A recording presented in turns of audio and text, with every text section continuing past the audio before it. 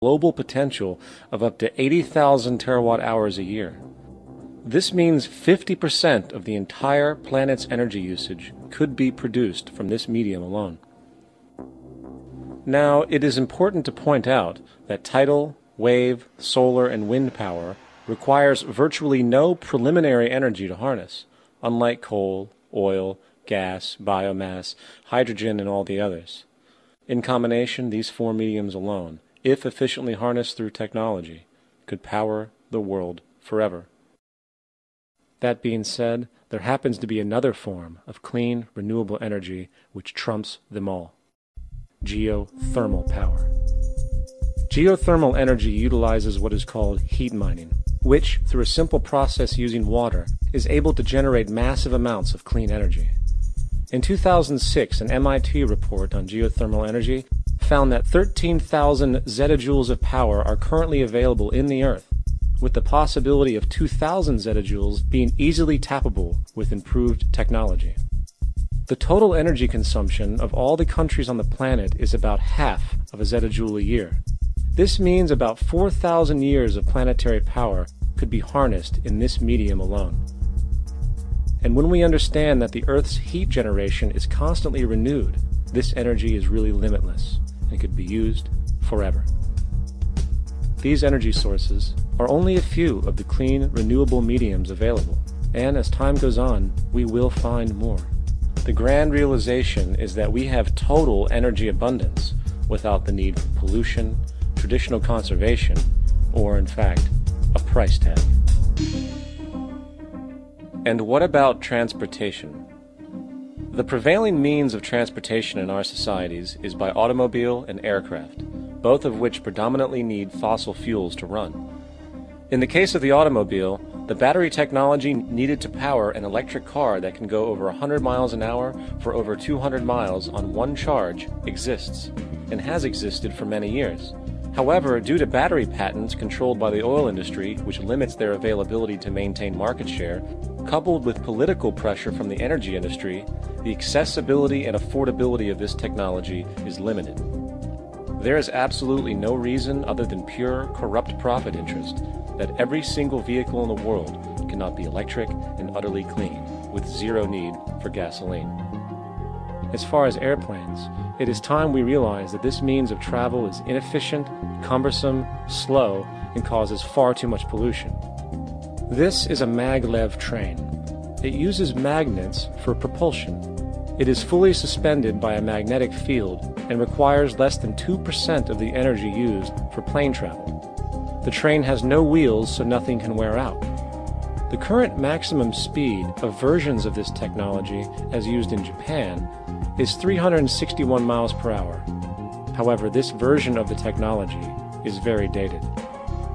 An organization called ET3, which has connections with the Venus Project, has established a tube-based maglev that can travel up to 4,000 miles per hour in a motionless, frictionless tube, which can go over land or underwater. Imagine going from LA to New York for an extended lunch break, or from Washington, D.C. to Beijing, China in 2 hours. This is the future of continental and intercontinental travel: fast, clean, with only a fraction of the energy usage we use today for the same means. In fact, between maglev technology, advanced battery storage, and geothermal energy, there would be no reason to ever burn fossil fuels again. And we can do this now if we were not held back by the paralyzing profit structure. Now, America is inclined toward fascism. It has a propensity, by its dominant philosophy and religion, to uphold the fascist point of view. American industry is essentially a fascist institution. If you don't understand that, the minute you punch that time clock, you walk into a dictatorship. We're given notions about the respectability of work, and I really look at it as being paid slavery. They're brought up to believe that you shall earn your living by the sweat of your brow. That holds people back, freeing people from drudgery, repetitive jobs which make them ignorant. You rob them. In our society, that is a resource-based economy, machines free people. You see, we can't imagine that because we've never known that kind of world. If we look back at history, we see a very clear pattern of machine automation slowly replacing human labor. From the disappearance of the elevator man to the near full automation of an automobile production plant, the fact is, as technology grows, the need for humans in the workforce will continually be diminished. This creates a serious clash, which proves the falseness of the monetary-based labor system. For human employment is in direct competition with technological development. Therefore, given the fundamental priority of profit by industry, people through time will be continually laid off and replaced by machine. When industry takes on a machine, instead of shortening the workday, they downsize. You lose your job, so you have a right to fear machines. In a high-technology, resource-based economy, it is conservative to say that about 90% of all current occupations could be phased out by machines, freeing humans to live their life without servitude, for this is the point of technology itself. And through time, with nanotechnology and other highly advanced forms of science, it is not far-fetched to see how even complex medical procedures could be performed by machines as well, and based on the pattern, with much higher success rates than humans get today. The path is clear, but our monetary-based structure, which requires labor for income, blocks this progress, for humans need jobs in order to survive.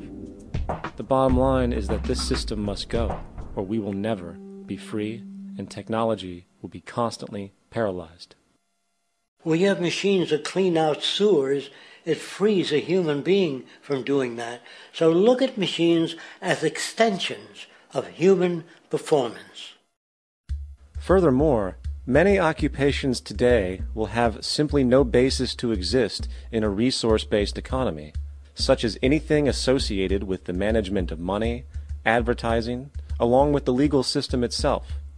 For without money, a great majority of the crimes that are committed today would never occur. Virtually all forms of crime are a consequence of the monetary system, either directly or by neuroses inflicted through financial deprivation. Therefore, laws themselves could eventually become extinct. Instead of putting up a sign, drive carefully, slippery when wet, put abrasive in the highway so it's not slippery when wet. And if a person gets in a car that's drunk and the car oscillates a great deal, there's a little pendulum that swings up and back, and that'll pull the car over to the side. Not a law solution. Put sonar and radar in automobiles so they can't hit one another. Man-made laws are attempts to deal with occurring problems, and not knowing how to solve them, they make a law.